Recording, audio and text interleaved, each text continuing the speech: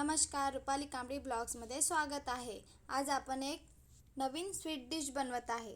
त्यासाठी मी 1 कप रवा घेतलेला आहे। बारीक रवा घ्यायचा। त्यामध्ये टाकूया दही।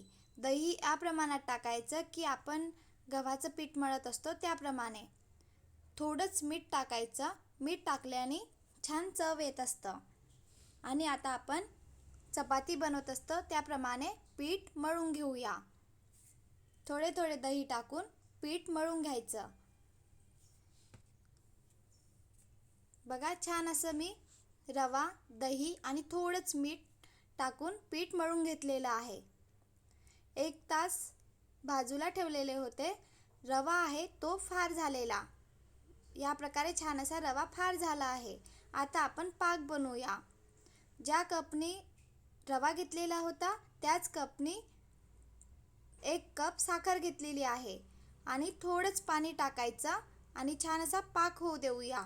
एक तारा वगैरे नाही, आपल्या हाताला चिकटणार याप्रमाणे पाक होऊ द्यायचा। 1 तारापेक्षा कमी। यामध्ये टाकूया विलायची। छान असा पाक झालेला आहे।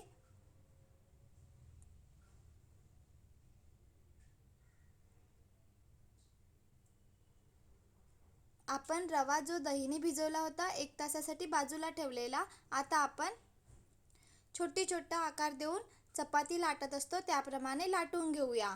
थोडंच तेल घेतलेलं आणि आता आपण लाटून घेऊया।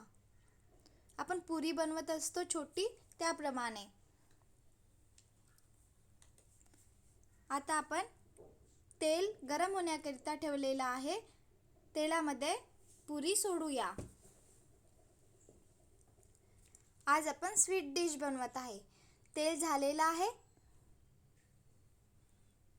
तेलामध्ये आता आपण पुरी सोडूया। ही डिश आंबट गोड अशी डिश आहे। खायला खूप चविष्ट लागतं।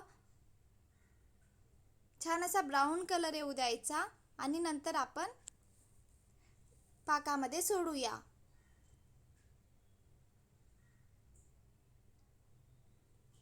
बघा, छान असा ब्राऊन कलर आलेला आहे। बाजूला पाक ठेवलेला आहे। पाकामध्ये पुरी सोडून देत आहे। पुरी काढली की लगेच पाकामध्ये सोडायची। खूप थंड पण पाक नाही होऊ द्यायचा, थोडाच गरम असला की पाकामध्ये सोडायची। या प्रकारे मी सगळ्या पुरी तळून घेत आहे आणि पाकामध्ये टाकून घेतलेल्या। लगेच पाकामधनं काढून आपण खायला पण घेऊ शकतो किंवा तुम्हाला खूप गोड पाहिजे असेल तर पाकामध्ये पण अर्धा तास पुरी ठेवू शकतो आपण।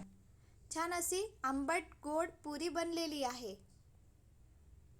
स्वीट खायची इच्छा होत असेल तर ही डिश आपण नक्की बनवू शकतो। खायला पण खूप छान लागतं। वरून मी काजू टाकलेला आहे आणि थोडंच खोबरकीस।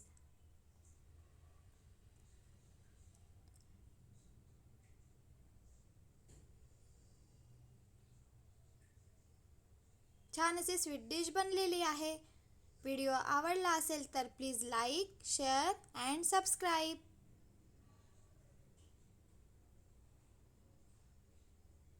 Bye bye.